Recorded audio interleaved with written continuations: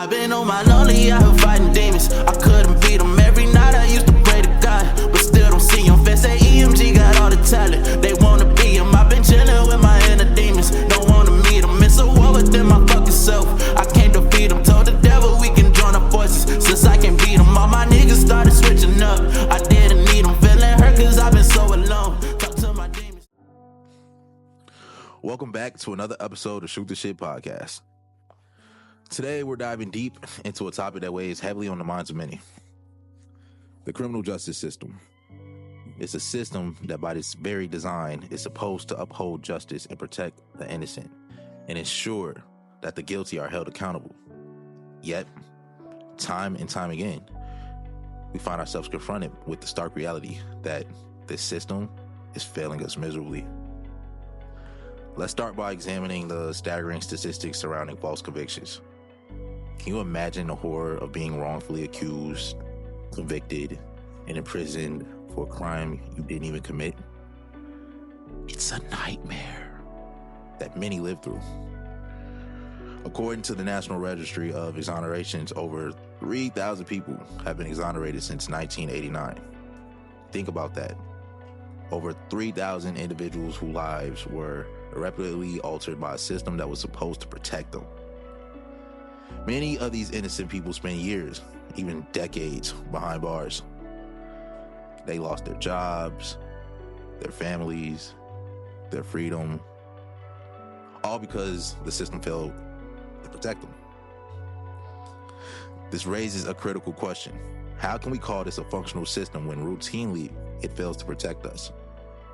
It's an immense system that places immense power in the hands of a few individuals, often without adequate checks and balances. The jury's mood, the judge's discretion, these are not reliable measures of justice.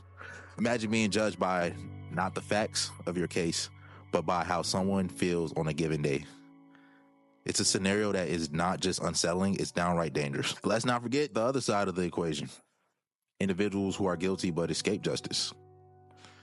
There are countless cases where the guilty slip through the cracks, often due to legal technicalities, shady investigations, or even just a jury that just so happens to be in a good mood that day. We often hear about high-profile cases where the evidence was so overwhelming, yet the accused walk free due to a loophole in the law. This highlights a fundamental issue with our criminal justice system. A system that puts someone's life and freedom in the hands of a human who has natural emotion is inherently flawed. Now let's shift our focus to the enforcement aspect.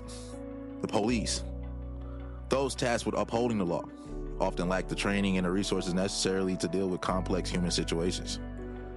We've seen this time and time again, how inadequate training can lead to tragic outcomes, especially when law enforcement encounters individuals in distress.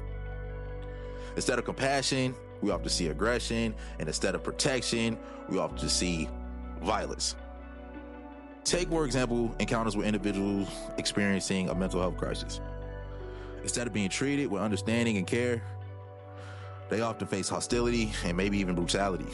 The tragic reality is that many individuals in distress are not criminals. They are people who need help. They may be grappling with some type of mental illness, addiction, or simply overwhelming pressures of life.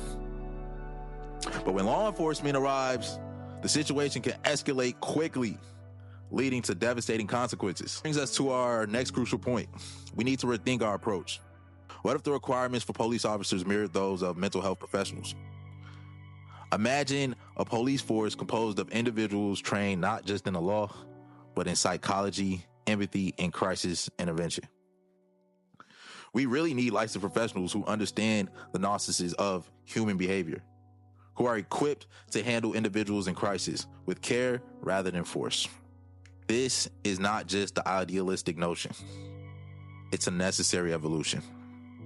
The current system allows individuals to complete a short training course and be put in positions of immense power over others' lives. We need to elevate these standards so that our law enforcement agencies can genuinely serve and protect. When we look at the fractures in our society, the brutal killings of individuals like George Floyd, Sandra Bland, and even the paralyzation of Jacob Blake, it's clear that there's a disconnect between law enforcement and the communities. And it's not just a problem of policing. It's a societal issue. The public's perception of the police has shifted dramatically in the recent years. People are left feeling more afraid of the police than the criminals that they are supposed to protect us from. This fear is plausible, and it creates a barrier that prevents effective communication and collaboration between law enforcement and the communities that they are sworn to protect and serve. This fear also leads to reluctance to seek help. Individuals may hesitate to report crimes, engage with law enforcement when in distress. They start to internalize their struggles, feeling trapped, isolated. And when they finally snap, they may find themselves labeled as a criminal. Not because they are, but because they never received the help they needed. This is the tragic irony. Many individuals are led down a path of crime simply because there was no supportive system in place to guide them when they were needed. And let's take a moment to discuss the privilege in all this. And what I mean by that, those who've lived a life of privilege often fail to grasp the struggles faced by marginalized groups within the system. When they hear complaints about injustice, they may dismiss them simply because they've never walked in those shoes. Unfortunately, this lack of empathy creates an even deeper divide between the privileged and the marginalized, between the victims of the system and those who have never had to fear it. It's important to recognize that privilege can blind us to the realities faced by others. People who have always had access to resources, education, and support systems may struggle to understand why others can't find their way out of difficult situations. This disconnect fosters an environment where meaningful dialogue about social justice becomes almost impossible. When we can't communicate, we can't build the bridges necessary for understanding and change. So what do we do from here? We must speak up. We need to advocate for a system that is not only just, but compassionate. We need to push for police reform that prioritizes mental health training and community engagement and accountability. This means investing in programs that provide police officers with the tools they need to handle difficult situations with empathy and understanding. It also means fostering partnerships between law enforcement and mental health professionals to create a more supportive and effective approach to public safety. Additionally, we need to demand that our justice system serves everyone fairly, not just those who fit a certain mold or who have the privilege of resources. We must work to dismantle systematic biases that disproportionately affect marginalized communities. This will require a comprehensive reevaluation of policies and practices that have perpetuated injustice for far too fucking long. As I wrap up today's discussion, I challenge you to think about how we can make a difference, whether it's through activism, education, or simply having a conversation like this one. We all have a role to play in reimagining a system that has for far too long failed so many of us. It's time to listen to the voices of those who have been silenced and to amplify their stories. That means not just liking this video, not just putting a comment on there, not talking about how well spoken I am, how articulate I am, how smart I sound. Actually listen to the things that I'm saying. Take notes.